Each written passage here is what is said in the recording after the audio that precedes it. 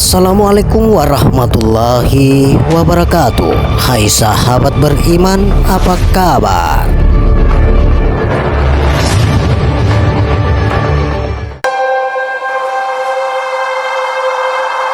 Sahabat beriman yang dirahmati oleh Allah Subhanahu wa Ta'ala, kali ini kami akan mengupas hanya aku yang mengenal aku.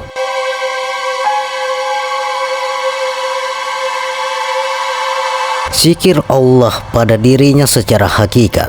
Tak ada zikir Allah kecuali hanya Allah, dan tak ada yang mengenalnya selain Dia. Tak ada yang berhak ditunggalkan kecuali hanya baginya. Sedangkan zikirnya pada dirinya sendiri adalah firman-Nya. Sungguh zikirnya Allah adalah zikir terbesar. Zikirnya Allah yang Maha Agung nan luhur pada dirinya adalah zikir paling besar dan paling agung, paling sempurna dibandingkan zikirnya makhluk kepadanya. Adapun ma'rifatnya terhadap dirinya adalah seperti firman-Nya, dan mereka tidak mampu mengukur Allah sebagaimana mestinya.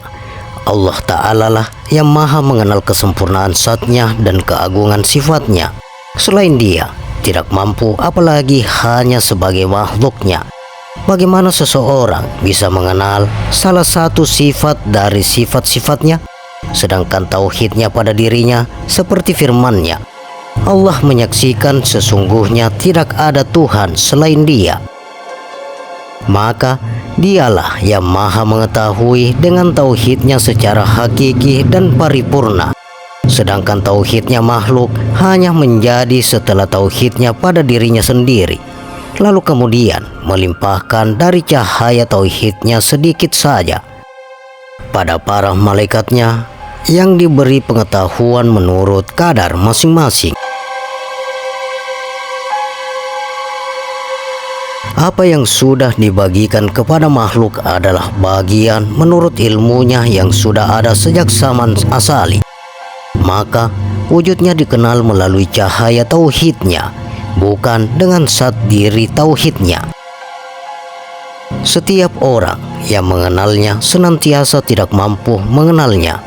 Sedangkan ma'rifat itu ada di dalam tauhid. Karena ma'rifat itu sifatnya langsung, yaitu pangkal ma'rifat. Ibaratnya ma'rifat langsung itu seperti lampu di dalam matahari dan menyebarnya cahaya pada matahari itu. Karenanya disebut sebagai tauhid paling sempurna adalah pencapaian tauhid dalam akal.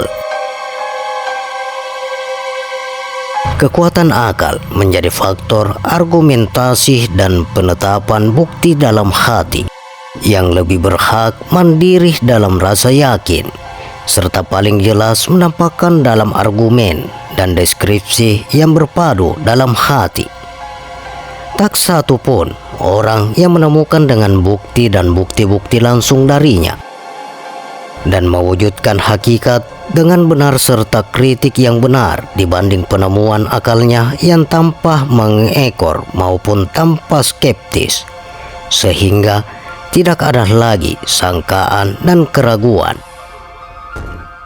Sebab bertaklid dalam wauhid itu akan jauh anugerah, tidak berguna dan tidak bermanfaat. Sebab taklid itu sendiri merupakan pengekoran jejak orang lain tanpa mengenal bukti, kenyataan dan dalil. Tak ada yang rela pada taklid kecuali orang yang pemahamannya bodoh, keras wataknya, bebal pikirannya, bodoh dan hina, terjauhkan dari hijab, terdampar dan terabaikan dalam kerusakan. Semoga Allah Subhanahu wa Ta'ala melindungi kita semua dari tirai sifat seperti itu dan menjadikan kita semuanya sebagai ahli pengetahuan, pemahaman dan hakikat serta ma'rifat bersama anugerahnya.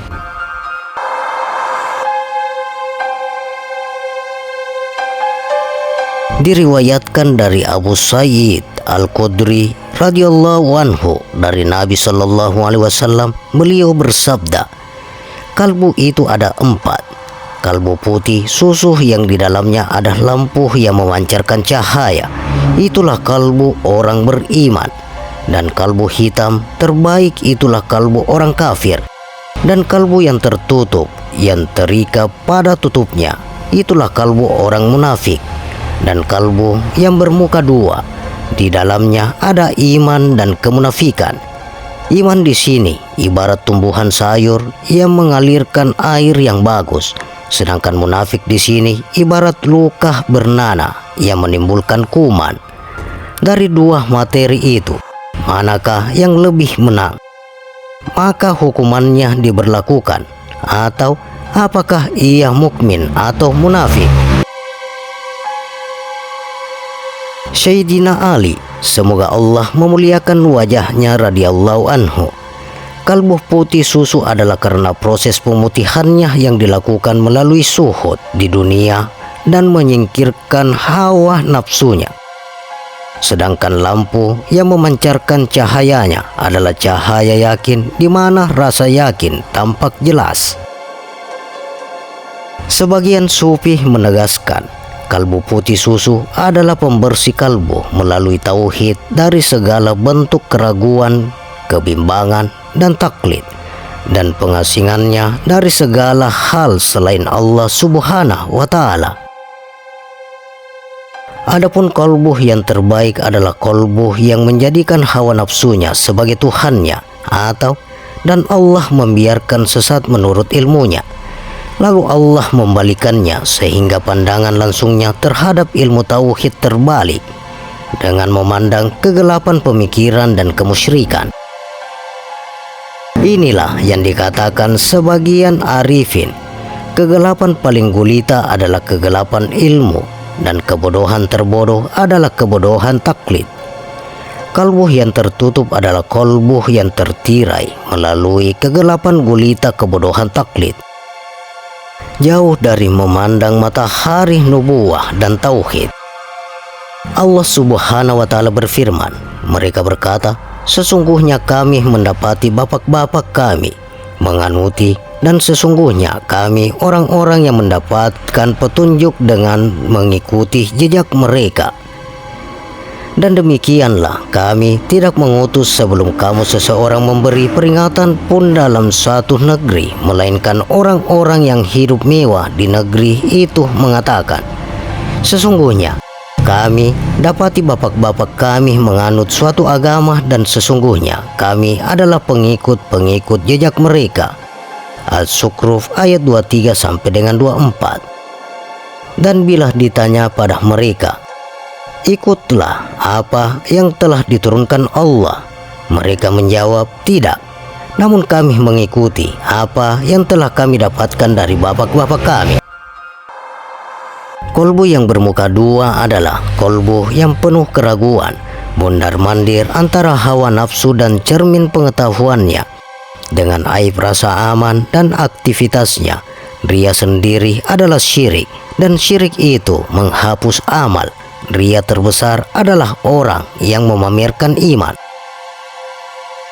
Allah Subhanahu wa Ta'ala berfirman, di antara manusia ada orang yang cukup membuatmu kagum ucapannya dalam hal kehidupan dunia dan dipersaksikan kepada Allah atas apa yang ada di hatinya, padahal ia adalah penentang paling keras. Quran Surah Al-Baqarah ayat 204. Dan mereka telah melakukan sholat, melainkan mereka itu pemalas. Maka celakalah bagi orang yang sholat, yaitu orang-orang yang lalai sholatnya, yaitu mereka yang berbuat ria, tidak membayar zakat atau menolong orang-orang miskin. Quran Surah Al-Ma'un ayat 4 sampai dengan 7. Jika disimpulkan, dimanapun posisi kalbu senantiasa berfungsi sebagai penegas, bukan penerusak, dikatakan bahwa kalbu dalam kekuatan cahaya dan tauhidnya serta pancaran sinarnya ibarat cahaya lampu. Dalam lampu itu kalbu, airnya adalah akalnya kalbu, sedangkan minyaknya merupakan tempat bagi pengetahuan kalbu yang merupakan ruhnya lampu atau pelita. Dengan ilmu yang banyak, maka tumbuhlah ruh al-yakin, yang dikukuhkan dengan ruh dari yakin itu sendiri. Sedangkan sumbu lampu sebagai tempatnya iman, yang merupakan asal dan penegak iman yang melimpah darinya. Maka dengan kadar beningnya kaca lampu yang merupakan kalbu yang bersih, muncullah warna air yang merupakan akal penguat.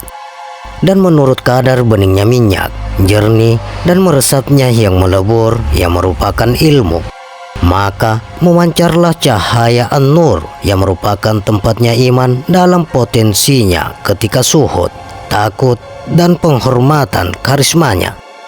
Sedangkan dengan cahaya api yang menerangi nafsu, ibarat ilmu dalam materi ketakwaan, wara, dan ma'rifat, serta hilangnya hawa nafsu serta syahwat, maka ilmu menjadi tempat bagi tauhid, sehingga orang yang bertauhid mandiri dalam tauhidnya menurut kadar tempatnya.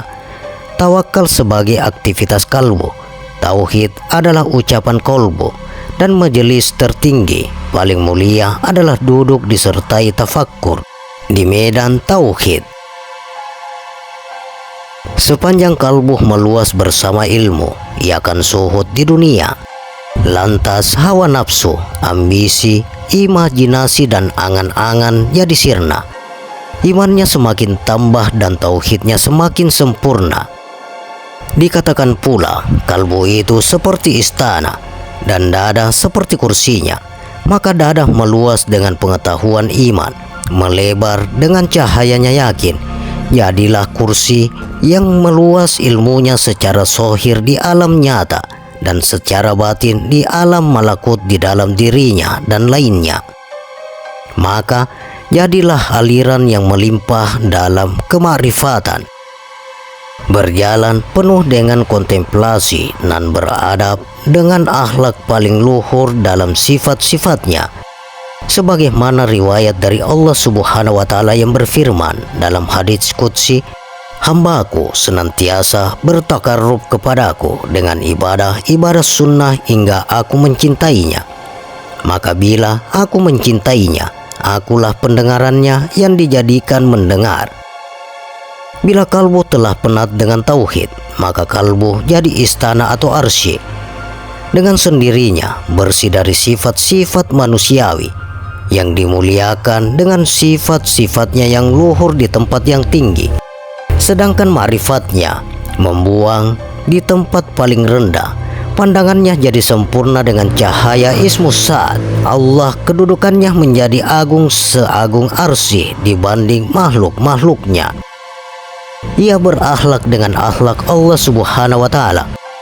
Asmaul Husna jadi sifat dan karakternya. Jadilah ia lebur dalam hakikat fana dalam musyahadanya kepada yang disikiri, bahkan fana dalam sikirnya sendiri.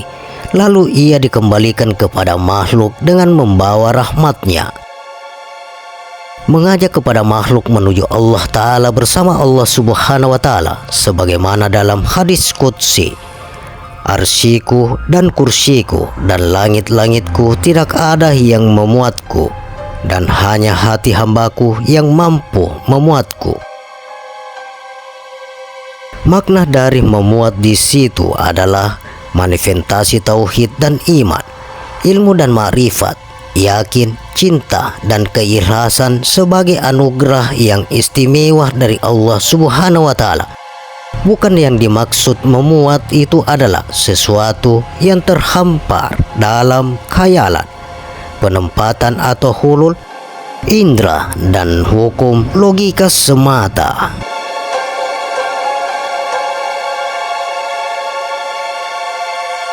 Demikian sahabat, hanya aku yang mengenal aku. Bagaimana pendapat Anda? Silakan share pendapat menarik Anda pada kolom komentar.